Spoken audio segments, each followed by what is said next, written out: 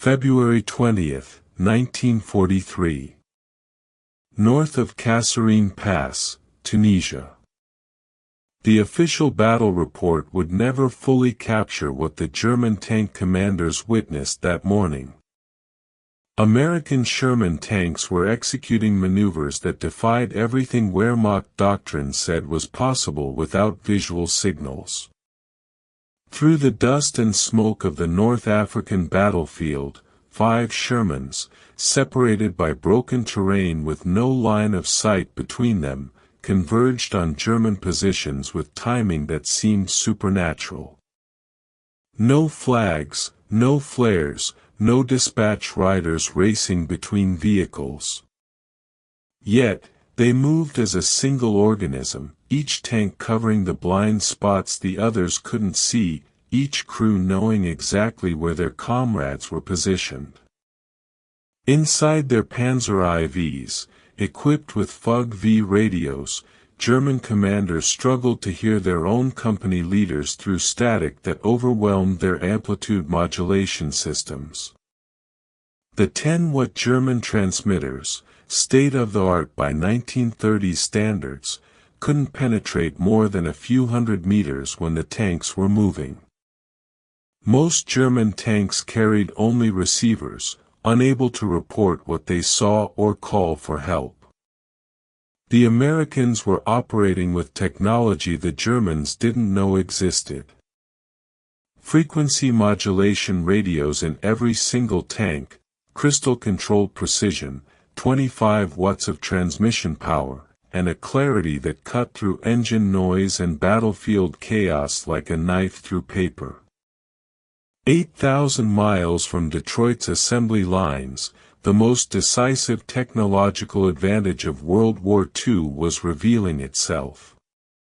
Not in armor thickness or gun caliber, but in the invisible electromagnetic waves that connected every American tank crew in ways the Wehrmacht had never imagined possible. The transformation began on July 22, 1941, when the United States Army standardized the Signal Corps radio sets SCR-508, SCR-528, and SCR-538 for all medium tanks. While German forces were advancing through the Soviet Union using tactics that depended on radio communication between command vehicles, American engineers at the Galvin Manufacturing Company, later known as Motorola, were perfecting the frequency modulation technology that would render German systems obsolete. The engineering team included Daniel E. Noble, who conceived the application of FM technology in military vehicles, and Henryk Magnoski, the principal RF engineer who solved the technical challenges of installing sophisticated electronics in the harsh environment of a tank. Their creation weighed 181 pounds and transformed every Sherman tank into a node in the world's first battlefield network. The BC-604 transmitter generated 25 watts of power, 2.5 times the output of the German FUG-5. The real revolution, however, lay in frequency modulation itself. Edwin Armstrong's FM technology, licensed to the military, eliminated the static and interference that plagued AM systems. While German tank radios picked up every electrical discharge as noise, American FM radios delivered clear voice communication, even during artillery barrages. On November 8, 1942, Operation Torch brought American armor to North Africa. The tanks of the 2nd Armored Division landed with SCR-508 radios that would soon demonstrate their superiority. The Afrika Korps, despite being the Wehrmacht's most experienced armored force, operated under severe communication limitations. A standard German tank platoon of 5 vehicles included only 1 or 2 with full FUG-5 transceivers. The remaining tanks could hear orders but couldn't respond. When command tanks, easily identified by their multiple antennae, were destroyed, entire platoons lost coordination. This vulnerability would prove catastrophic against American forces, where every single tank could assume command functions. The Battle of Kasserine Pass, from February 14 to the 24th, 1943, provided the first major demonstration of this radio superiority. Though technically a German victory, the battle revealed capabilities that stunned Wehrmacht observers. During the confused fighting, scattered elements of the U.S. 1st Armored Division maintained coordination across 50 miles of battlefield. The 10th Panzer Division's intelligence section reported that American units maintained communication at ranges where German radios produced only static. More disturbing was the realization that every American tank appeared capable of full transmission, not just command vehicles. By September 1943, American armor had reached Italy, where mountainous terrain should have negated any radio advantage. Instead, FM technology proved even more valuable. The SCR-508 signal handled the interference of mountain valleys far better than AM, allowing American tanks to coordinate movements through terrain where visual signals were impossible and German radios failed completely. On June 6, 1944, as Sherman tanks rolled off landing craft at Normandy, their SCR-508 radios maintained contact with naval fire support, a coordination impossible with German technology. The hedgerow fighting, however, revealed a critical gap. Tank radios couldn't communicate with infantry radios operating on different frequencies. American innovation solved the problem within weeks. Tank crews mounted field telephones in ammunition boxes welded to the tank exteriors, wired directly to the internal communications. By Operation Cobra in late July, this simple modification had revolutionized tank infantry cooperation. Operation Cobra demonstrated the full potential of American radio superiority.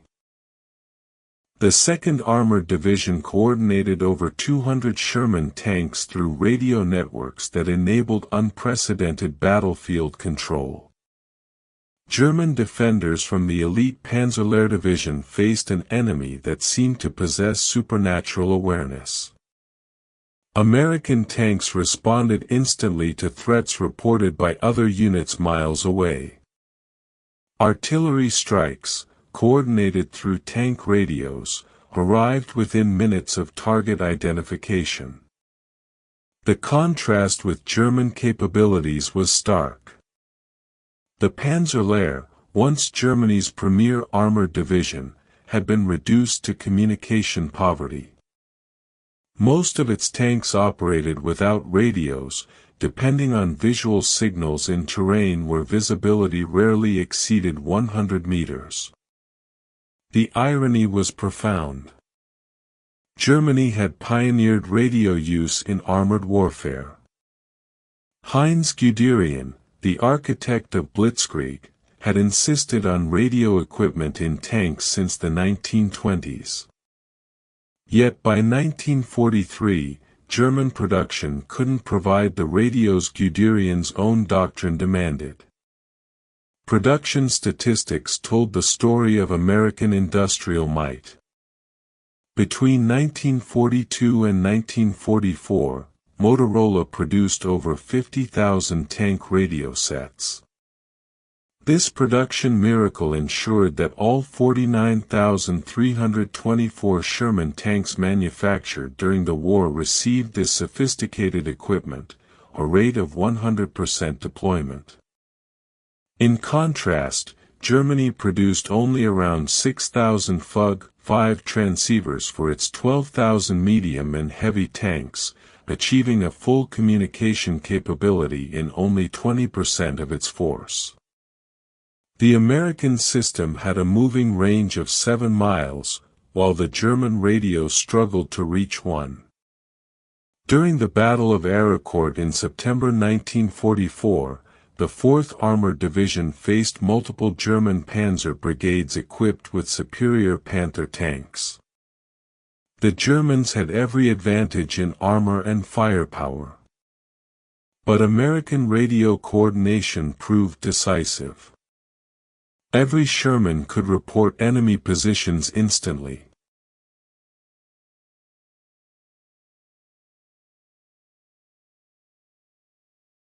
Over 3 weeks, the 4th Armored destroyed 281 German armored vehicles while losing only 41 Shermans, a 7-to-1 kill ratio that defied technical specifications.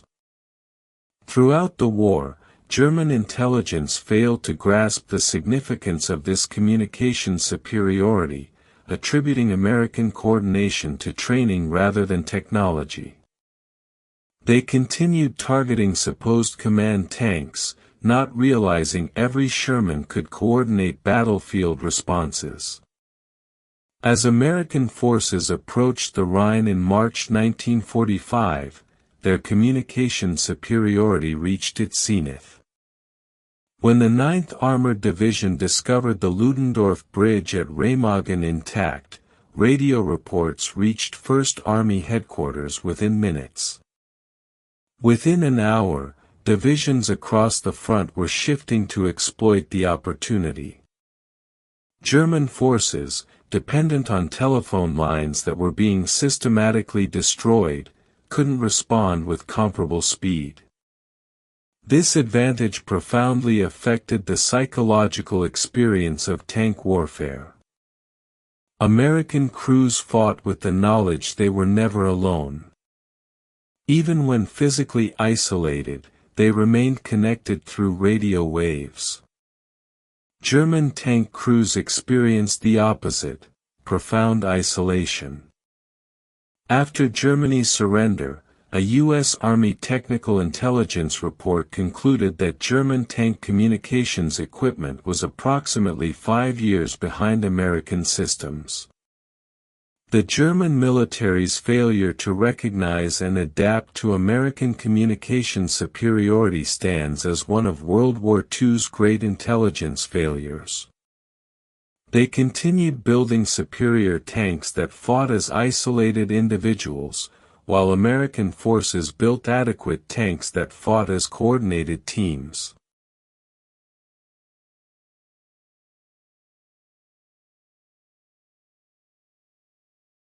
In the end, the electromagnetic waves carried by the SCR-508 radios proved more powerful than the armor-piercing rounds fired by German 88mm guns. The ability to coordinate, to share information instantly, to fight as a unified force, this invisible advantage determined victory more surely than any visible superiority in armor or armament. The Sherman tank's radio superiority changed warfare forever, establishing the principle that in modern combat, connection equals survival, and isolation equals defeat.